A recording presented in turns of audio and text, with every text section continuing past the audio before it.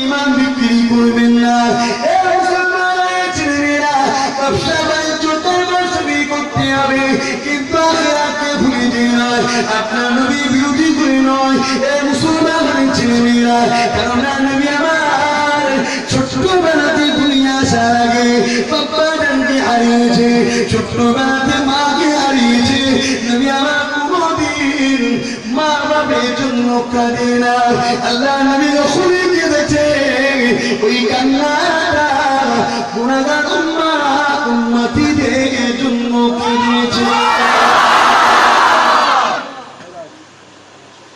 ও গো মা আমিনা,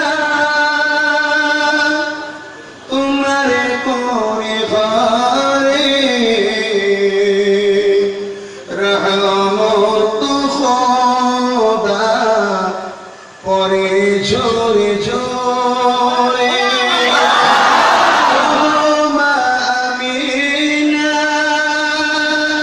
তোমার কোনে ঘরে